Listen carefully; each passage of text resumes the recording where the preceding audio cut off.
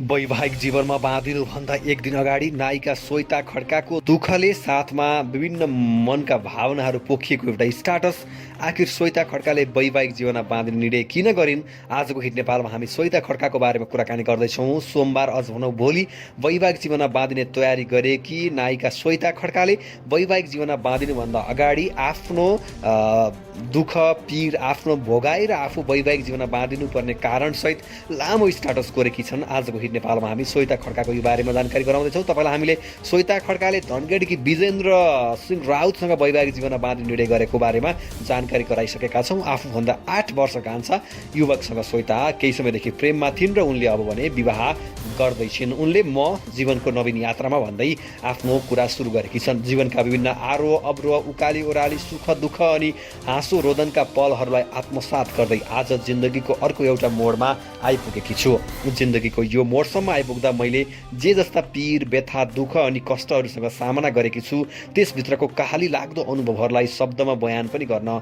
असमर्थ छु। अचानकको पीडा खुकुरीलाई थाहा हुन्न भने झैँ समयको दुश्चक्रले ममाथि प्रहार गरेको अनेकन प्रहार र त्यसबाट मैले भोगेको पीडाहरू केवल मलाई मात्र थाहा छ। म देख्थेँ मेरो अगाडि लम्पसार परेर सुतिरहेको जिन्दगीको लामो बाटो जसमा तीखा काँडा ठुला ठुला पत्थर अनि आगोको ज्वालाहरू छरपष्ट भएर छरिएका छन्। मैले मेरो जीवनको बाटोमाथि छरपष्ट ती काँडाहरूलाई पन्छाउनु पर्नेछ, पत्थरहरूलाई फुटाउनु पर्नेछ अनि आगोको ज्वालाहरूलाई नाग्नु पर्नेछ। के म यसो गर्न सकुला र आफैसँग प्रश्न गर्थेँ। आफ्नै प्रश्नमा आफैले उत्तर दिन्थे के हुती हारेर मर्नुपर्छ कि त हिम्मतका साथ अघि बढ्नुपर्छ। अत मैले मृत्युलाई रोजिनँ, जीवनलाई नै रोजेँ। अनेक जिन्दगीका हरेक समस्याहरूसँग जुझ्दै क्रमशः अगाडि बढ्दै गएँ।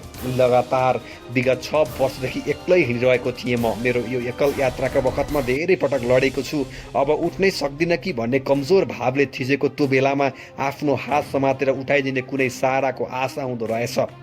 महिनै पछि करिब हप्ता दिनको लागि बिरामीको अवस्था पुग्ने मेरो शरीरले एक गिलास पानीसँगै औषधिको ट्याब्लेट मुखमा हालिदिने एउटा सहयोगको चाह हुँदो रहेछ। मनभित्र गाँठो परेर बसेका अव्यक्त बहहरूलाई बोकेर हिँड्नु भनेको 1000 टनको पत्थरलाई टाउकोमाथि बोकेर हिँड्नुभन्दा पनि कठिन रहेछ। तर मैले मेरा बहहरू व्यक्त गर्ने कोसँग?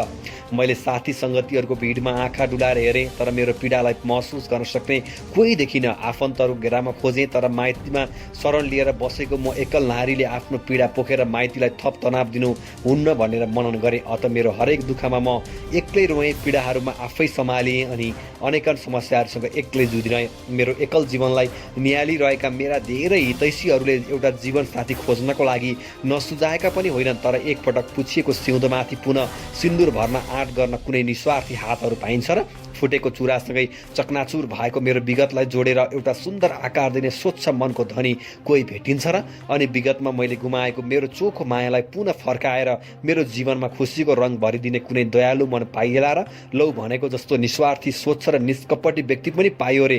अनि के यो पुरुष प्रधान समाजले मेरो दोस्रो जीवनलाई स्वीकार गर्ला र? म मेरा हतैषीहरूलाई यही प्रश्न गर्थेँ। आज मैले मेरो एकल जीवनमा एउटा सहयात्री पाएको छु। विगतको पीडालाई भुलाउने एउटा बहाना पाएको छु। मेरो अतीतलाई सहर्ष स्वीकार गरी मसँगै दुःख र सुख बाँड्न तयार एउटा साथी पाएकी छु।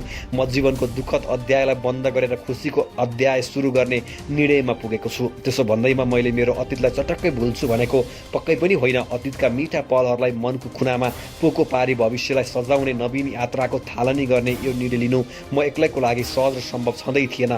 तर मेरा परिवारका सदस्यहरूको निरन्तर प्रयास अनि साथी सङ्गतीहरूको अग्रज र दिग्गज व्यक्तिहरू लगायत मेरा शुभचिन्तकहरूले प्रदान गर्नुभएको हौसला साहस र प्रोत्साहनले आज म यो निर्णय लिन सफल भएको छु। यति हुँदाहुँदै पनि मनमा एउटा प्रश्न भने अवश्य छ, के यो पुरुष प्रधान समाजले मेरो यो निर्णयलाई स्वीकार गर्ला र?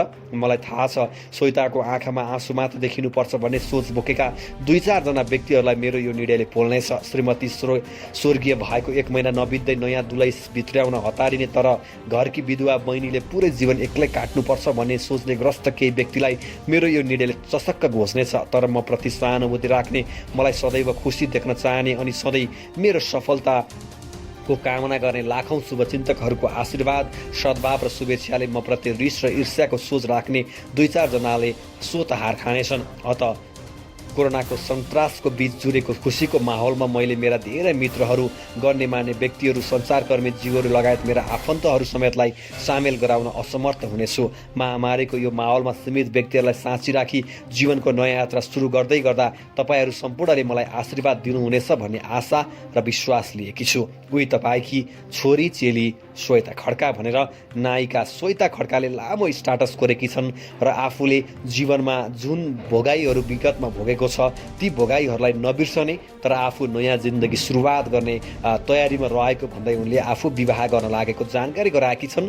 श्वेता खड्का वैवाहिक जीवनमा बाँधिन लागेको केही समय अगाडि नै खबर सार्वजनिक भए पनि श्वेताले अफिसियली रूपमा औपचारिक रूपमा भने आज आफ्नो विवाह हुन लागेको जानकारी गराएकी छन्। दर्शकबिन तपाईँलाई जानकारी गराउँ, नायिका श्वेता खड्काले यो कुरा गरिरहँदाखेरि विशेष गरी आफूलाई समाजले के भन्छ भन्ने कुरा पनि आफूले सोचेको तर त्यसले आफूलाई खासै ठुलो फरक नपार्ने र आफूलाई माया गर्नेहरूको साथ र सहयोगले गर्दा आफूले यस्ता कुराहरूलाई जित्दै अगाडि बढ्ने पनि उनले बताएकी छन् र आफूले विशेष गरी विवाहको 1 महिनामै नायक श्रीकृष्ण श्रेष्ठको निधन भएपछि आफूले भोगेका कुराहरूलाई श्वेता खड्काले घुमाउरो तरिकाले पनि व्यक्त गरेकी छन्। दर्शकबिन नायिका श्वेता खड्का जो भोलि अझ भनौँ मक्सिरको 22 गते आफ्ना प्रेमी विजेन्द्र सिंह राउतसँग वैवाहिक जीवनमा बाँधिँदैछिन्। उनी श्वेताले विवाहको 1 दिन अगाडि आफू नयाँ जीवनमा बाँधिन लागेको र यसमा आफूले आफ्ना नजिकका मानिसहरूलाई बोलाउन नसकेको भनेर स्टाटस लेखेकी छन्। तर उनले यो स्टाटस लेखिरहँदाखेरि आफ्ना हुनेवाला श्रीमान जो रहेका छन् उनीसँगको जुन तस्विरहरू भने सेयर गरेकी छैनन्। उनले आफ्नो मात्रै फोटो सेयर गर्दै